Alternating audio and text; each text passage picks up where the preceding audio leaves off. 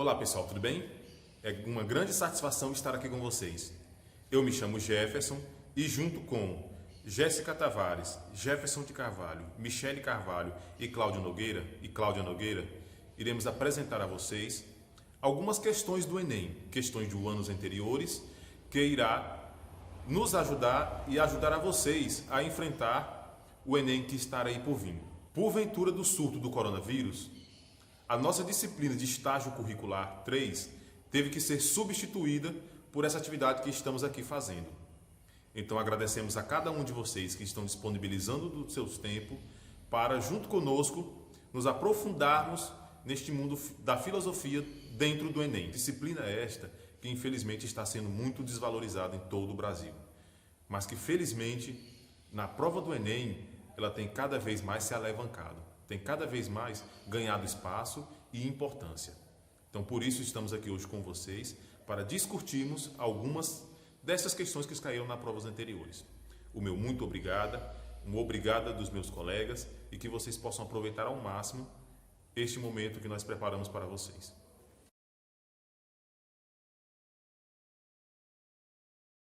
Olá, sou Jéssica Tavares e irei relatar uma das questões de filosofia do Enem do ano de 2012. Para Platão, o que havia de verdadeiro em Parmênides era que o objeto de conhecimento é um objeto de razão e não de sensação. E era preciso estabelecer uma relação entre o objeto racional e o objeto sensível, ou material, que privilegiasse o primeiro em detrimento do segundo. Lenta, mas irresistivelmente a doutrina das ideias formava-se em sua mente. O texto faz referência à relação entre a razão e a sensação, um aspecto essencial da doutrina das ideias de Platão. De acordo com o texto, como Platão se situa diante dessa relação? A alternativa correta é a letra D. Aqui se fala a afirmação que a razão é capaz de gerar conhecimento, mas a sensação não. O filósofo divide em dois mundos. O mundo das ideias, que é o mundo inteligível. Esse mundo é através do nosso conhecimento verdadeiro. É o mundo da razão, onde temos a razão porque temos o conhecimento verdadeiro. Adquirimos o nosso conhecimento, por isso que é a razão. Já o mundo do sentido, que é o mundo sensível, esse mundo acontece através das nossas emoções, do nosso sentimento, nossa emoção que vem de dentro. Então, não é o mundo do engano, é um mundo que não temos certeza e sim acontece através das nossas emoções. Esse pensamento filosófico relaciona muito ao período que estamos passando, nesse momento de pandemia. Infelizmente, está prevalecendo o mundo sensível do sentimento, onde as pessoas estão agindo pela emoção, pelo mundo do engano, e está abalando profundamente o psicológico das pessoas. E não pela razão, que através do intelecto temos o conhecimento verdadeiro. Questão do Enem 2016. Sentimos que toda satisfação de nossos desejos advindo do mundo assemelhando-se à esmola que mantém hoje o mendigo vivo. Porém, prolonga o amanhã a sua fome. A resignação, ao contrário, assemelhando-se à fortuna herdada, livra o herdeiro para sempre todas as preocupações. O trecho destacado, uma ideia remanescente de uma tradição filosófica ocidental, segundo o qual a felicidade se mostra indissoluvelmente ligado a letra A consagração de relacionamentos afetivos, letra B, a administração da independência anterior, letra C, fugacidade do conhecimento empírico, letra D, liberdade de expressão religiosa, letra E, busca dos prazeres éferos. A resposta correta é a letra B. Schopenhauer é conhecido como filósofo do pessimismo. afirmavam que a vida é sofrimento e os indivíduos frustram por idealizar que aos poucos momentos de felicidade existentes na vida e são uma regra e não um breve momento de exceção. A questão de filosofia do Enem de 2012 falava o seguinte: experimentei algumas vezes que os sentidos eram enganosos, e é de prudência nunca se fiar inteiramente em quem já nos enganou uma vez. Descarte. Já o segundo texto fala assim: sempre que alimentamos alguma suspeita de que uma ideia esteja sendo enganada sem nenhum significado, precisamos apenas indagar.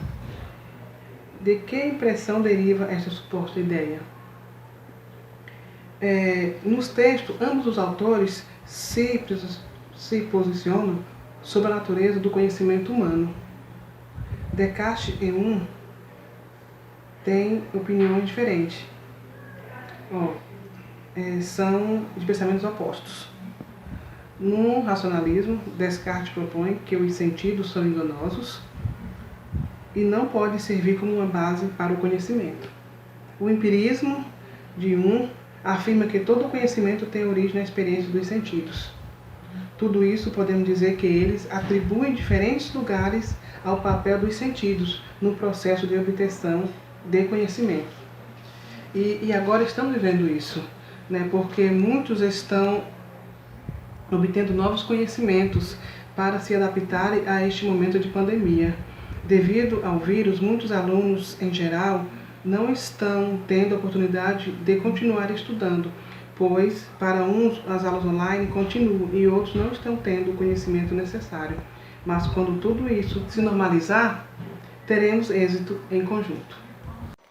A filosofia é uma parte importante das ciências humanas e suas tecnologias. E um dos assuntos que mais cai no Enem em relação à filosofia é sobre ética, política, justiça, entre vários assuntos. E um exemplo desses assuntos que cai no Enem foi a questão do Enem de 2017. E lá vem um texto que diz que: se, pois, para as coisas que fizemos existe um fim que desejamos por ele mesmo, e tudo mais é desejado no interesse desse fim, evidentemente tal fim será o bem ou antes o sumo bem, mas não terá o conhecimento grande influência sobre essa vida. Se assim é, esforcemo-nos por determinar, ainda que em linhas gerais, apenas o que seja ele e de qual das ciências ou faculdades constitui o objeto. E aí vocês podem acompanhar o restante do texto que vem na questão. É de Aristóteles, da obra Ética Nicômaco. E a pergunta é: para Aristóteles, a relação entre o sumo bem e a organização da polis pressupõe que, observe, o examinador está falando da cidade e da busca do bem. O relacionamento na polis, na cidade, é coletivo e o relacionamento dos cidadãos. Então, vamos ver qual que encaixa nessa observação que serve para entendermos essas questões. A que encaixa a letra C, que diz que a política é a ciência que precede todas as demais na organização da cidade. Ela está certa, envolve polis, ética, política, relacionamento dos cidadãos nesse contexto. O ser humano é um animal político, ou seja, é um ser sociável que convive com o outro.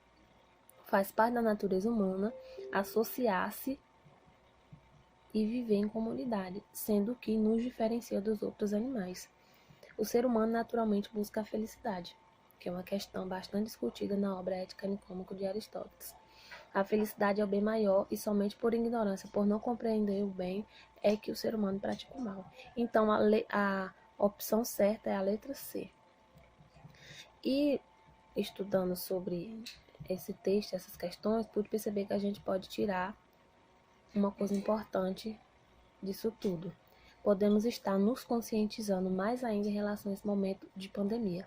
Quando se fala assim de um agir coletivo e não individual, podemos associar ao uso de máscaras, ou seja, usando as máscaras, temos que pensar no coletivo e não simplesmente no individual. Usando as mesas, estamos, de certa forma, nos protegendo e protegendo o próximo. E como os médicos já falaram, o uso das máscaras são indispensáveis, então a gente tem que usar. E uma observação também é que sempre haverá questões falando sobre Aristóteles no Enem. E uma das obras mais importantes, como vocês podem perceber, é a obra Ética Nicômaco. É uma obra importantíssima e fundamental do filósofo Aristóteles. Esse livro reúne 10 livros e versa sobre vários assuntos, enfocando especialmente na questão da felicidade e nos meios para se alcançá-la. Assim, saber um pouco sobre ele é de suma importância. Como já falei anteriormente, o enfoque do filósofo na obra Ética Nicômaco é sobre a felicidade. E para ele, a felicidade só se encontra no bem comum pela prática das virtudes em sociedade. E nessa pandemia, estamos cada vez mais precisando dessas ações. E graças aos médicos, aos enfermeiros, todos da área da saúde e até outras pessoas, um pouco dessas ações coletivas estão sendo possíveis, uns ajudando os outros. E aqui sim é o bem comum, e este é a única maneira de sobrevivência. Espero que tenham entendido e muito obrigada. Então é isso, pessoal. Esse foi o nosso trabalho, esse foi o nosso projeto. Nos dedicamos bastante para trazer as melhores questões, os melhores conteúdos para vocês e repassar essa informação da melhor maneira possível. De já pedimos desculpas por alguma falha, por algum contratempo, por alguma coisa que deixamos a desejar. Esperamos melhorar cada vez mais e contamos com o apoio de vocês para que nos ajudem com o nosso trabalho e que não deixem jamais a filosofia morrer, porque é a filosofia que dá importância às coisas, é a filosofia que nos faz refletir sobre as coisas. Sem a filosofia, nós seríamos apenas uma sociedade que concorda, que diz sim e que diz não quando eles nos perguntam. Como pessoas pensantes, como seres filosóficos, nós devemos sempre nos indagar. Por quê? Para quê? Como? De onde? Para onde? E não somente dizer o sim ou dizer o não. Muito obrigado a cada um de vocês. O meu agradecimento e o dos meus colegas aos nossos tutores presencial e à distância, aos nossos outros colegas que junto conosco estamos nessa empreitada filosófica de sermos a primeira turma de filosofia do Polo de Gil Goés. Muito obrigado a todos aqueles que fazem parte do corpo da filosofia da Universidade Federal do Piauí e um outro muito obrigado a todos que fazem parte da filosofia, que vivem da filosofia. O nosso muito obrigado, o nosso agradecimento especial. Estamos muito satisfeitos de estarmos aqui com vocês, partilhando deste momento. E esperamos em breve nos reencontrarmos. Ou à distância, você aí e nós aqui, ou quem sabe presencialmente. O nosso muito obrigado e até a próxima.